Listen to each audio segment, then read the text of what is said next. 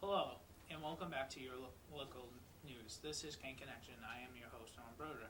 Here is your local news. First up, the Polar Express is up and running. It's a 2-hour adventure. It takes you up on a magical trip to see Santa at his workshop in the North Polar.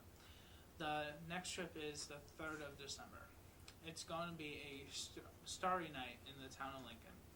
The annual semi-formal dance is going to be held on December 9th from 7 p.m. to 10 p.m. at the village shops. Tickets are available at the main office. $15. Get ready for a night of fun and dancing. The FCC is trying to end net neutrality, so we need to ask our state representatives to vote to save it. The vote will be held on December 15th in Washington, D.C. The Hour of Code this week is being held the week of December 5th. The Hour of Code is a global movement reaching teens of millions of students in more than 180 countries. Anyone, anywhere can organize an Hour of Code event.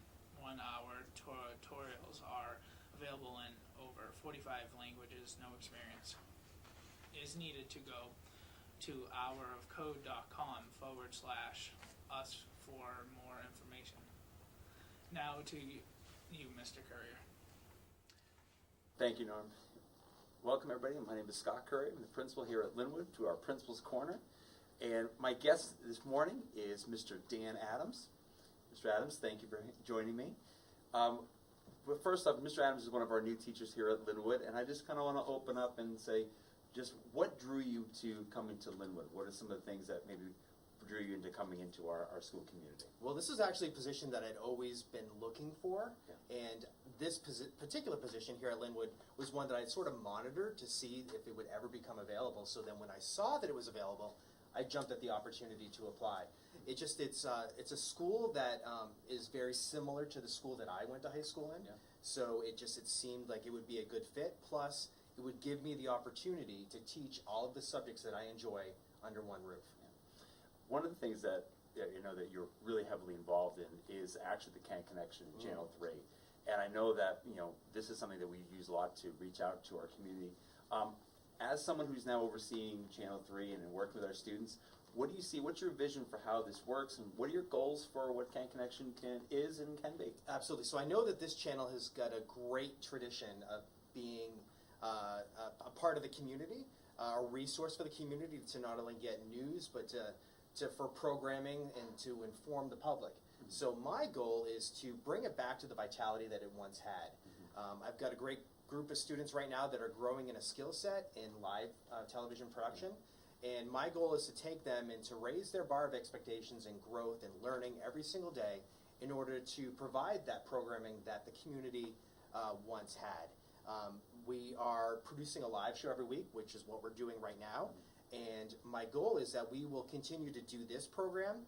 We're going to start involving other classes here at Lin-Wood School. Yep. And we will also, my goal is to incorporate more community members into this program and bringing in community members that want to host a program or produce a program, and then we will just do the nuts and bolts background work, but then they would be in charge for the actual on-air performance work. So that's my goal, and I think that we've got a good path in order to get us there.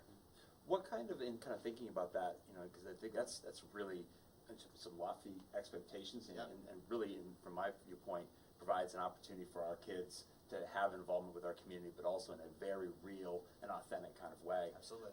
What are some of the things that you need as far as for support to get there? Because you outlined a lot of different things. So what do you need for us to kind of achieve some of the goals you're talking about? So right now we're certainly we've been able to make some purchases this year through some grants that the school had around in order to improve our camera equipment. Right now, the equipment that we're using to put this signal out live it's some older equipment. It takes a lot of steps for the students in order to produce this segment and to put the signal out. And those of you that are watching at home or will watch it on a recast, you'll see that there's a downgraded quality. And because of that, it's because this equipment is a little bit older. Okay. It's not quite current, so I put in some requests, and hopefully that will go through. That will improve our equipment and bring us into 2018, which we're going to be quickly upon. Yeah. So that's first and foremost. That will just improve quality and the ability for us to produce a higher quality product.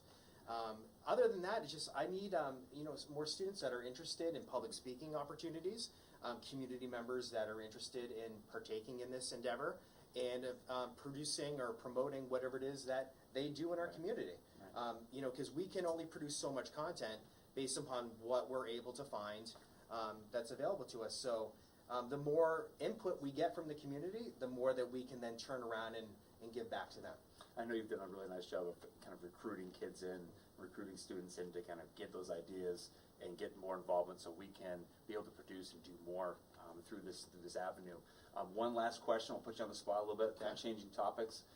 So now you've been here since August, being able to come in, you said you had your eyes on it for a little while, kind of monitoring the position. Best experience about being at Lin-Wood that you've had so far? I think when I came to homecoming and I had the opportunity to see the entire town basically converge on the campus and all come together and support the athletic teams, and there were just the students that were selling things and doing raffles and what have you.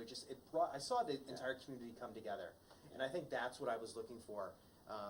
So that sense of community and for everyone to support the school, and I guess that probably meant the most to me. Yeah, I have to definitely echo that because it was a great event. Thank you so much for joining me this morning. Very welcome. Really appreciate it, and thank you all for tuning into the Principal's Corner. We look forward to seeing you next week. Now back to Norm. Thank you, Mr. Currier and Mr. Adams. The Riverwalk Resort at Loon Mountain on 22 South Mountain Drive, Lincoln, New Hampshire, is going to be hosting a skate with the Bruins alumni team. This is to raise money, the NEEDS program. This event will be held on December 9th at 3 p.m. to 5 p.m. The cost to join this event is $20 for a half an hour skating session with the Bruins alumni. But at 5:30, commemorative photos can be taken for the cost of $5. For more information, go to Riverwalk at loonresort.com/upcoming/events/detailed events. Once again, I am Norm Brodeur. Thank you for joining us. We hope you have a fantastic weekend.